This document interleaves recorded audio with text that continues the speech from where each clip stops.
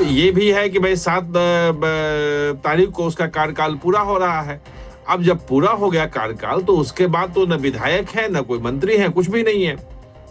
दूसरी बात कि ममता बनर्जी अगर चाहें तो बिना मतलब विधायक रहे हुए मुख्यमंत्री 6 महीने तक कोई रह सकता है, मंत्री भी रह सकता है, प्रधानमंत्री और केंद्रीय मंत्री रह सकते हैं, यह संविधान देता है अनुमति। लेकिन उसके लिए सदन के भीतर बहुमत तो चाहिए ना।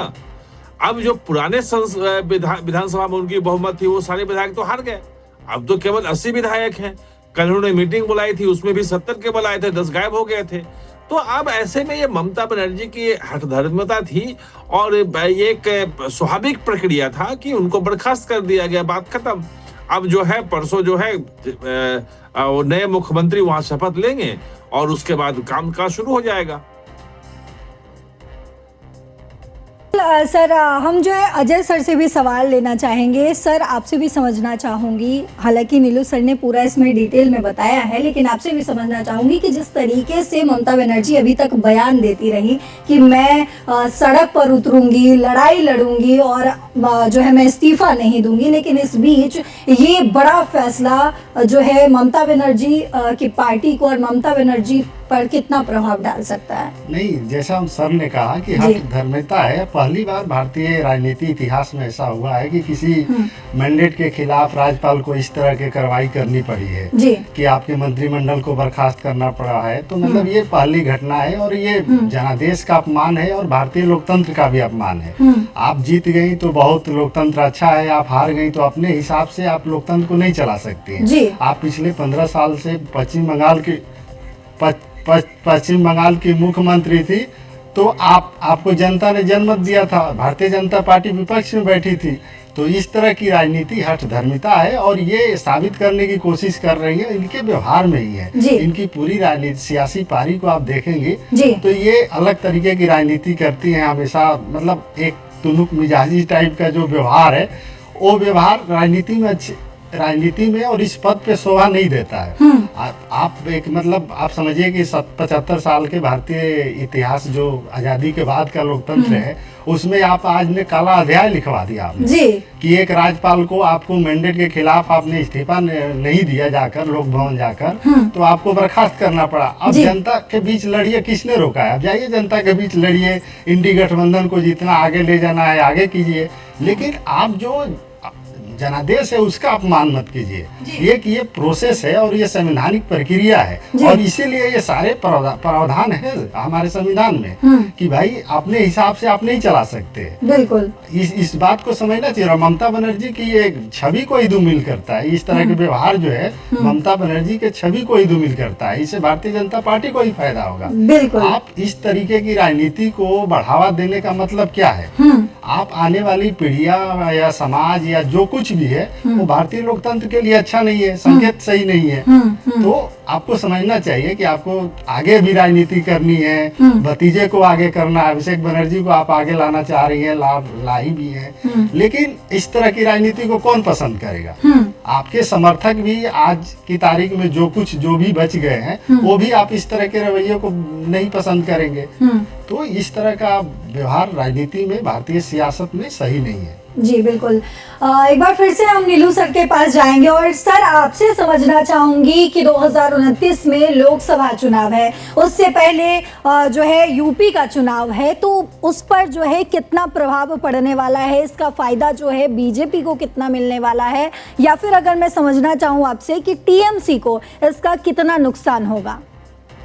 देखिए, टीएमसी का नुकसान तो हो चुका है और बहुत बड़ा हो चुका है, इसमें कोई दो राय नहीं है। अब जब 213 सीटें और 15 सीटें जीतने वाली पार्टी अगर वो 80 पे सिमट जाए तो बहुत बड़ा नुकसान हो चुका है टीएमसी का, और इस नुकसान के जो झटका है इससे उबरने में अभी समय लगेगा।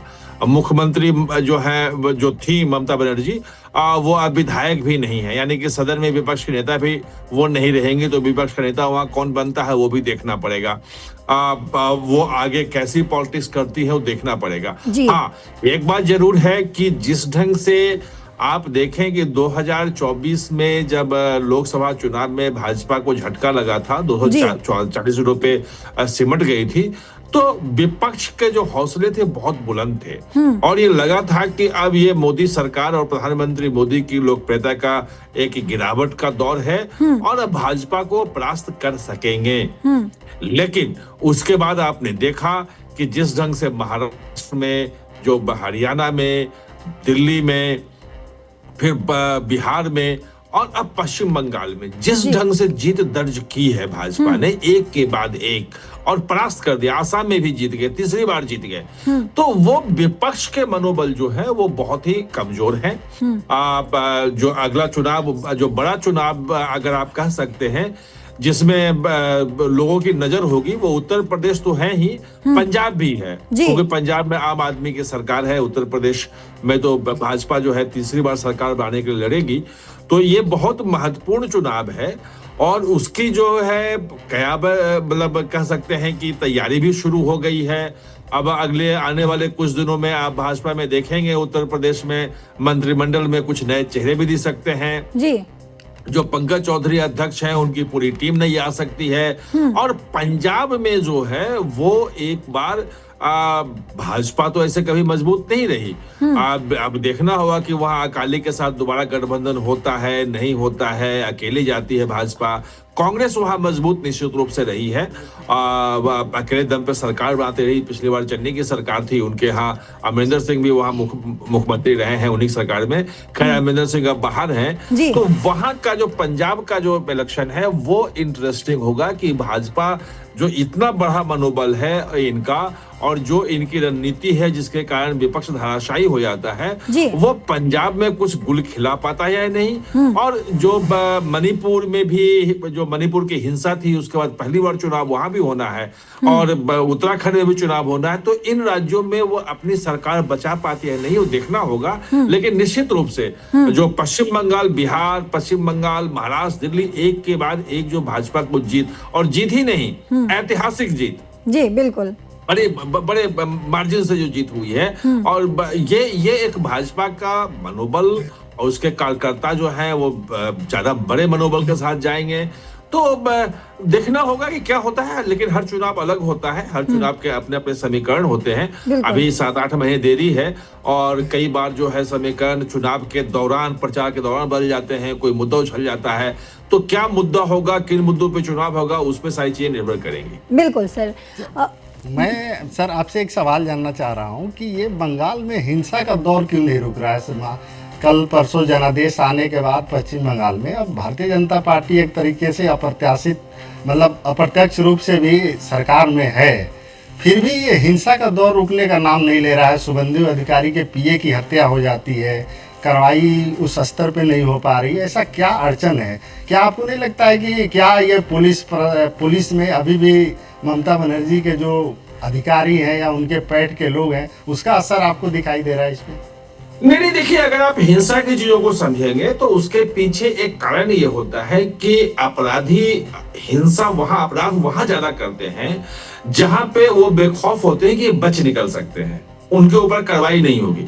जो पश्चिम बंगाल में भी हिंसा, भी राजनीतिक हिंसा देख रहे थे आप, उसमें यह होता था कि एक पक्ष के लोग कार्रवाई, हिंसा करते थे और उनको होता था कि उनके खिलाफ सरकार कार्रवाई नहीं करेगी और जो सरकार है उनकी, वो उनको बचा ले जाएगी।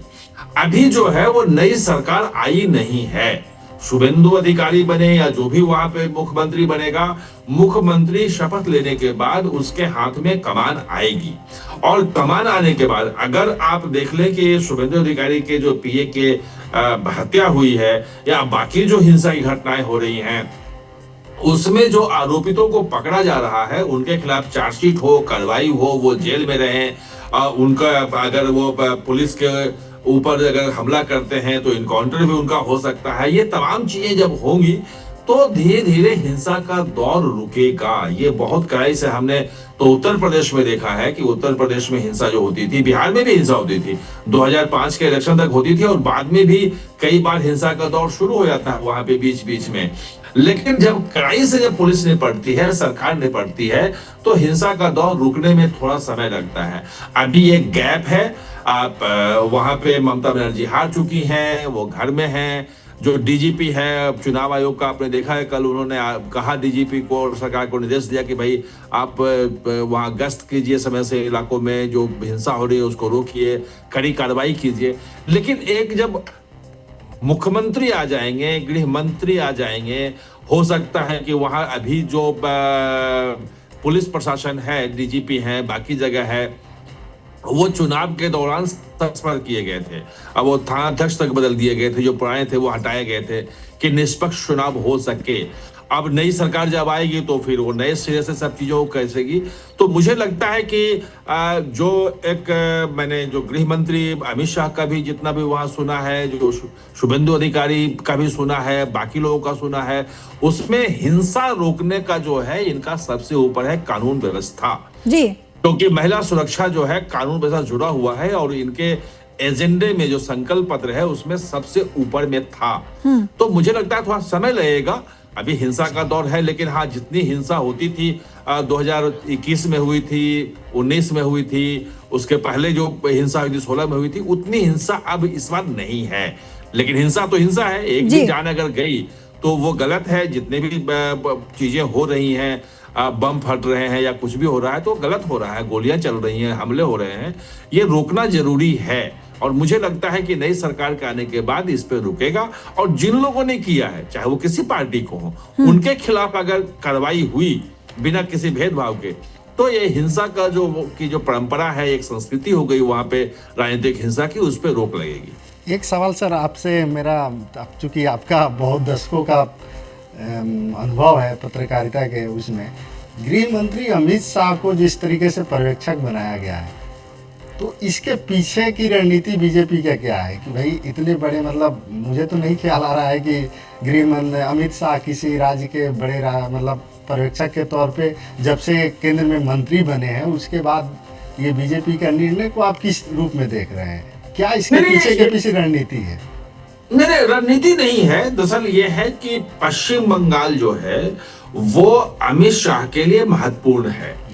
वो उनको जो मिशन पश्चिम बंगाल है वो अमित शाह ने खुद देखा है। जब अध्यक्ष थे तब उन्होंने ये सपना देखा था कि हमें पश्चिम बंगाल में भाजपा की सरकार चाहिए, और उनके अध्यक्ष रहते हुए आपने देखा कि 2016 में 3 सीटें थी जहां पे भाजपा को, और 2019 में जब लोकसभा का चुनाव हुआ तो 18 सीटें भाजपा ने जीत ली।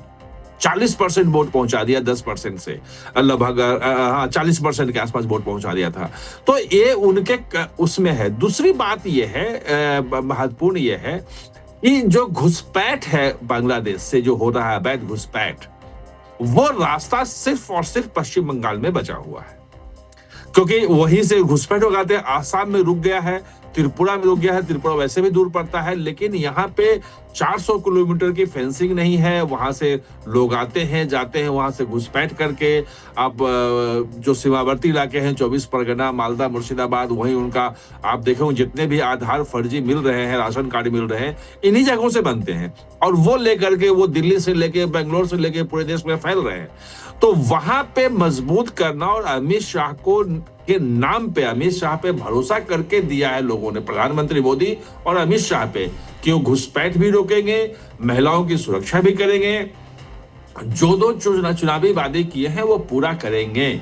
अगर पूरा नहीं किया, उन वादों में से कमी रह गई, तो फिर अगली बार नहीं आएगी। तो वो दरअसल वो जा रहे हैं इसीलिए कि कार्यकर्ताओं का मनोबल अच्छा रहे, और जिसको भी वो मुख्यमंत्री चुने, क्योंकि वहां एक पुराने भाजपा के जो पुराने कैडर के लोग हैं, पुराने नेता हैं, उनमें, क्योंकि उनको लगता है कि बाहरी लोगों को आ रहा है, ऐसे लगता है आरोप कि भाई बाहरी लोगों को ज्यादा टिकट दे दिया, ये कि इस बार तो ऐसे नहीं दिया। 2021 में टीएमसी से आने वालों को बहुत ज्यादा टिकट दिया था। तो शुभेंदु अधिकारी को भी टीएमसी से आए और वो ममता बनर्जी करीबी रहे थे। तो कहीं ना कहीं कुछ लोगों को हो सकती है बात। तो वो हर जो भी आशंका है, जो भी कहीं कमजोरी नजर आए, सारी कमजोरी को दूर करके पूरे भाजपा की एकजुट सरकार हो, और पूरी ताकत के साथ भाजपा ने जितने वादे किए हैं वो सब पूरा हो, वो दिखा रहे हैं। और ये भी दिखा रहे हैं, उनका जो जाने का जो संकेत ये भी है कि वो सरकार के हर कामकाज को बहुत नजदीक से देखेंगे, वो किसी दूसरे पे नहीं छोड़ेंगे, ये भी संदेश देना चाहते हैं।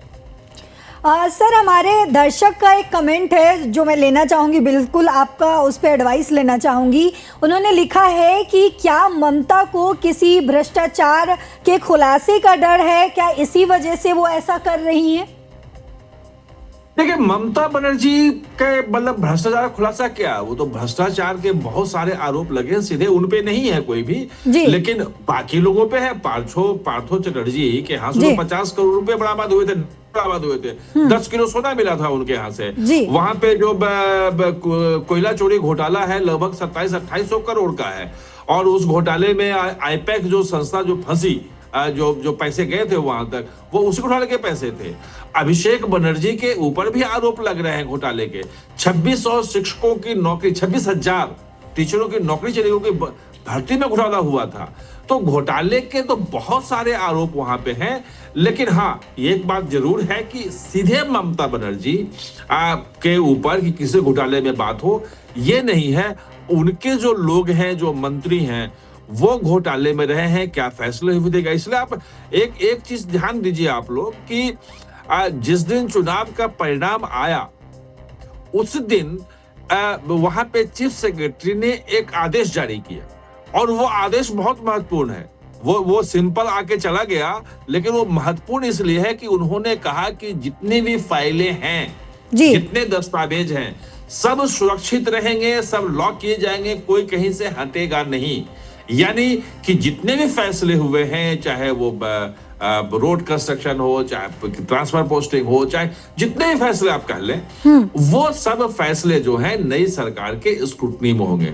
दूसरी बात कि जितने भर्ती हैं, जब संकल्प पत्र देखेंगे भाजपा का, तो इन सब की जांच के लिए 3 अलग अलग कमेटियां बनाने की बात की थी कि हाईकोर्ट के पूर्व न्यायाधीश के अंडर में बनाएंगे, ये करेंगे। संकल्प पत्र में वो भी है कि पूरे की जांच करेंगे जी। तो ये महत्वपूर्ण है। अभी तक ममता बनर्जी के खिलाफ नहीं है, लेकिन हाँ, जांच होगी तो उनकी सरकार में जो घपले घोटाले हुए हैं, वो नई बातें भी आ सकती हैं, इसमें कोई दो राय नहीं है।